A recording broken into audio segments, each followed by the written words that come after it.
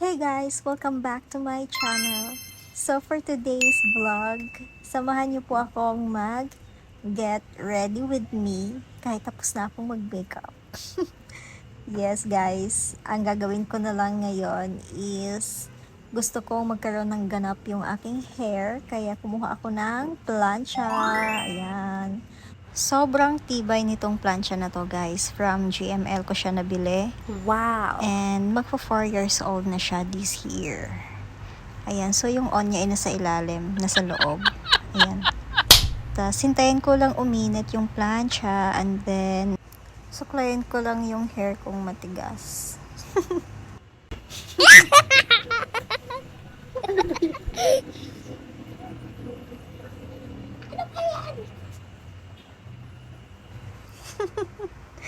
Nahuhulog talaga siya guys.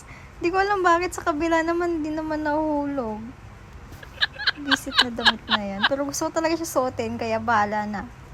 So ayan guys, balik tayo ulit sa pagsuklay ng hair.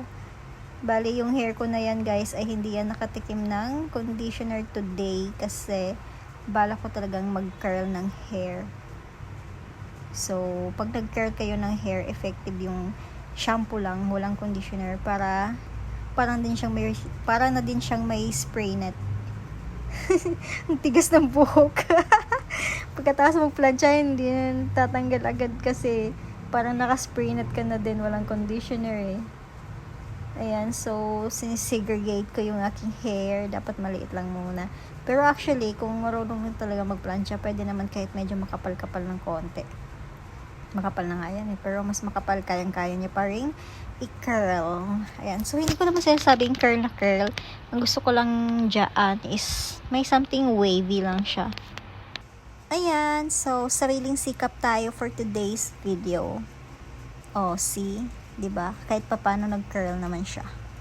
So, bago ako natutong mag-curl ng hair ko guys, syempre tumingin muna ako sa mga tutorials sa YouTube Academy. Doon lang ako palaging pumupunta pag may gusto akong matutunan. Oh my God! Wow!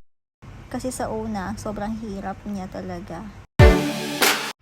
And, andito na ako kagad sa bangs ko. Diba? Ang bilis ng transition.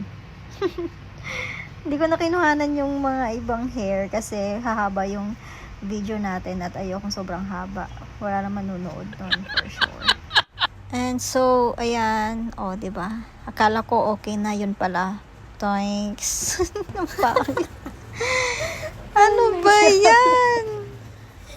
Ano ba? Kasi may ginaya ako sa TikTok, may napanood ako. Binaligtad niya yung plancha dun sa bangs, ganyan. Tapos paglabas, nung tinanggal niya na, ang ganda ng hair niya, pabaliktad yung wave. Kaso sa akin, anong nangyari? Bakit ang tsaka? Hindi ko na alam paano gawin, kung pailalim ba yung ikot o palabas. O, diba?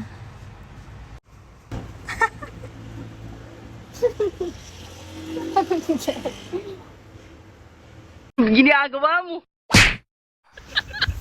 Tsaka. Ano ba yan? Yung damit ko naman nakakaasar. Ay! Bitaw! Oh, Pak, sino ka dyan? Parang walang nangyari. Okay guys, thank you for watching. Bye!